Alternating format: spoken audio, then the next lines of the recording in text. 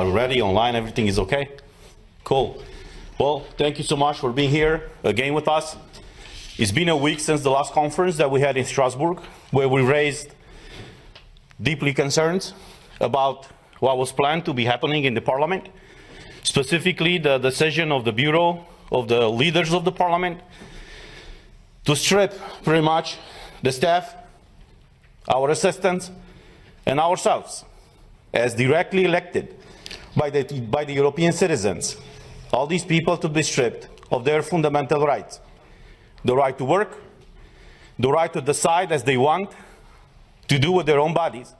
And nevertheless, in our case, the right that we have and the parliamentarian immunities that we have as elected by the people, not to be influenced in any way when we do our mandate. So each one of us who are present here, and many of us are at home supporting us. You know, we have this pandemic situation, you know, a lot of us, because of all these measures, are at home, but they are all behind us. So we are again here today to express exactly what happened. Each one of us is going to present from their perspective what happened during this week in the Parliament and what is the plan going forward.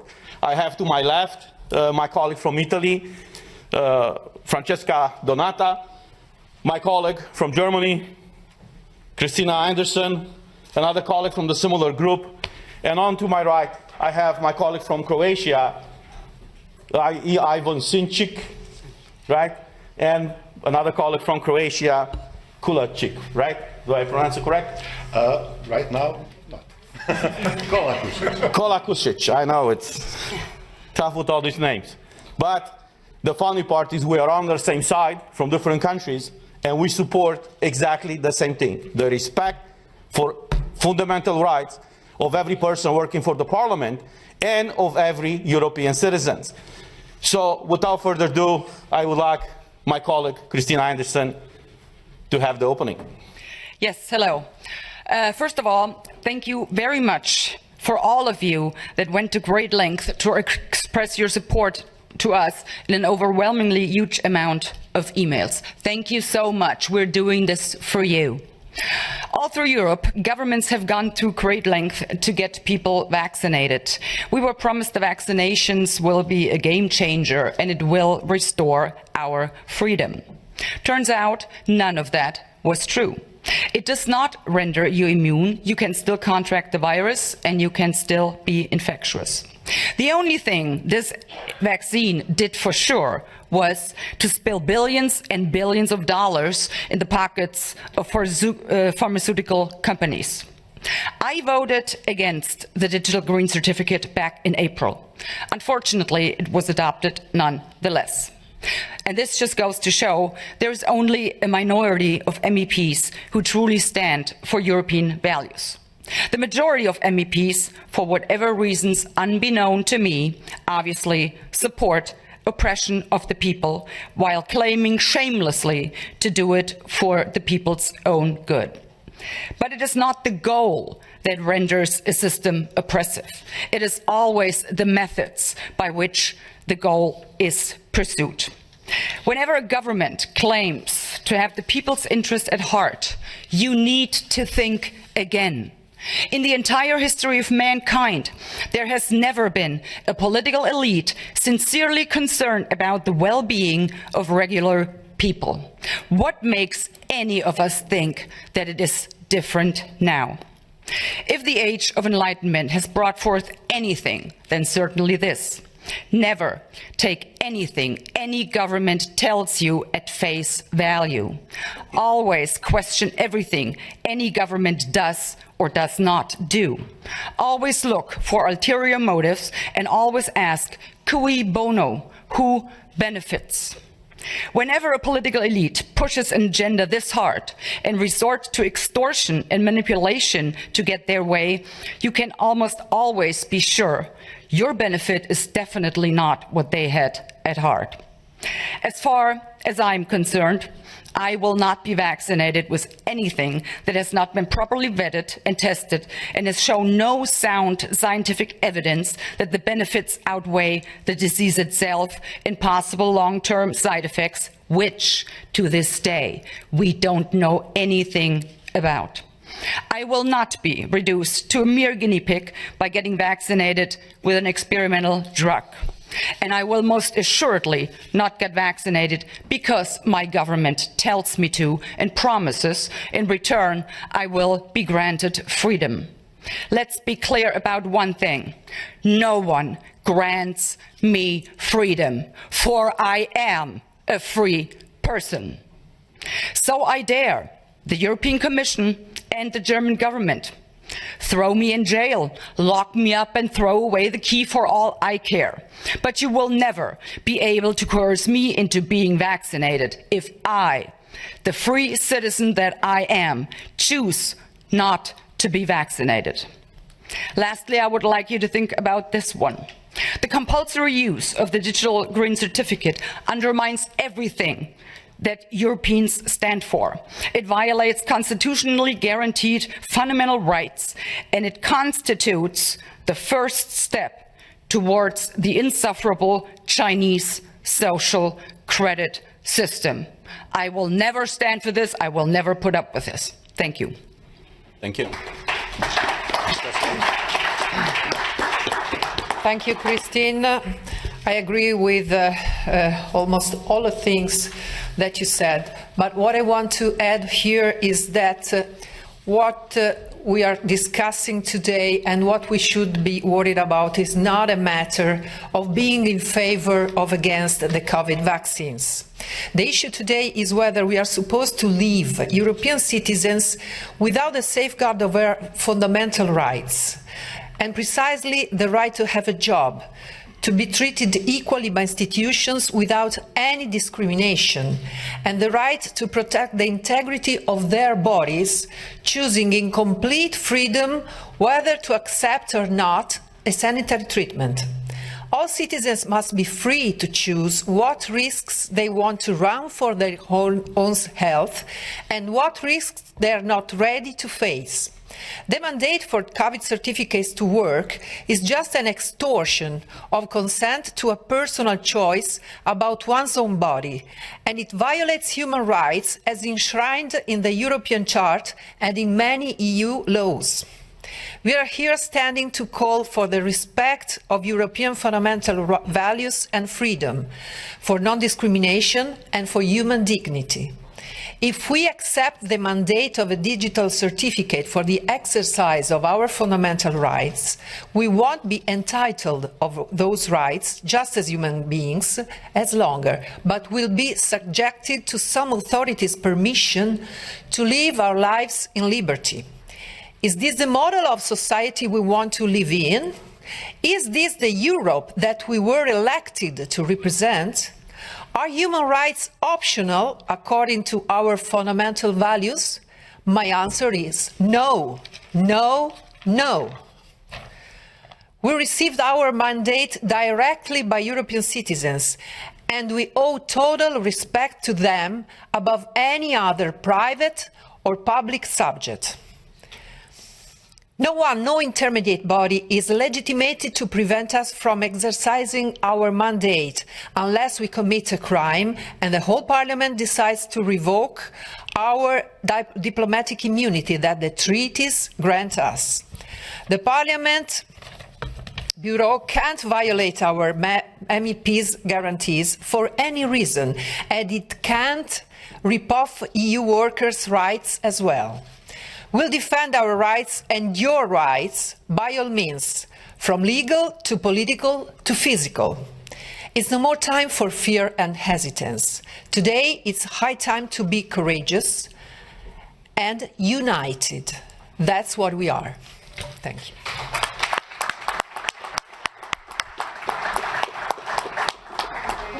Ivan. Thank you very much, my dear colleagues. Yet again, this week we are here to say no to discrimination and no to segregation. We are here to defend fundamental and human rights. I will say it again. Digital green certificate is illogical, it's non-scientific, and it is useless for solving this crisis. On the contrary, it gives people carrying it a false sense of security that they cannot be infected themselves or infect others. More and more scientific data and everyday experience confirms that. DGC is not here about our health. It is about politics. It is about rights. All around Europe, policies have been installed that have stolen people's normal life. Governments are basically blackmailing the citizens more and more. Croatian government openly admits that DGCs are just additional pressure upon those who do not want to take the vaccine for whatever reason. You cannot get your normal life unless you get the DGC. You cannot have your freedoms unless you get the DGC. On the other hand, healthy people are being deprived of their freedoms and constitutional rights. They are not going to stop, my friends. They must be stopped. This is not going to stop by itself. It will spread. It will come to your door. It will blackmail your life, every piece of your life. This is why we continuously say no. We have our unalienable rights. That means that nobody can take them from us. We have international documents such as Oviedo Convention, Nuremberg Code, resolutions of councils of Europe of various type, bioethics conventions, etc. Do these documents mean nothing anymore? Haven't they been, at least some of them, ratified in our parliaments? Hasn't that been a golden standard for decades? Yes, it has. What about national constitutions? Do they have no more values? Yes, they do. And we even have some constitutional courts ruling in Europe that show that this is all wrong and that freedoms cannot be taken away, and that the fines that were charged upon the citizens who just wanted to be free from the mandatory nature of all of this, that these fines have to be removed and the money must be returned to these citizens who were fined. These documents and standards I have mentioned are still in power. They have not been removed from power simply because some government puts pressure on some different policy. They are still in power, and they will be in power. And we will fight for these standards and documents, and we call upon them. Another standard that we have is that the citizens of Europe have a right to choose their own therapy for whatever disease, including COVID-19. They have a right, in consultations with their doctor, with their family physician, to make best choices for their health. Either it is a vaccine of any type, or a cure, or whatever gets invented. It's your own choice as a patient. No government can coerce you on a certain type of medical product. Digital Green Certificate is a European problem. It is not just a problem of Italy or Lithuania or European Parliament now, European Parliament building. It's a European problem. It is a common problem. It is not a problem of one European country. It is a problem of all of us. This will not be limited, as I say, to one country. This will be coming to your door. And the sooner we say no, the stronger the message that we send. I call upon all the free peoples of Europe to resist DGC wherever they can. Fight for your rights. Thank you. Thank you. You know, we were elected by the people. That's what the treaty says. But we should not forget that we are elected here for the people. We should have the best interests of people in mind, because that is the reason why they elected us here in the European Parliament. All these leaders of the European Parliament, they like to praise themselves every time when they go in a press conference to say that this is the most democratic institution of the European Union. The question to them is really so? Have you told these people in the Parliament, when you decided to strip their fundamental rights, why you have done it. You see, we have all these treaties, as my colleague said, that no medical treatment should be imposed on you unless you decide about it freely and under informed consent.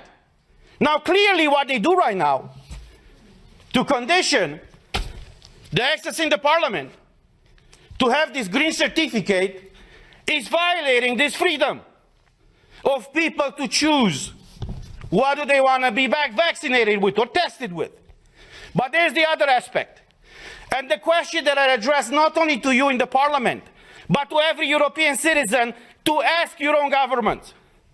Were you properly informed about what is going on?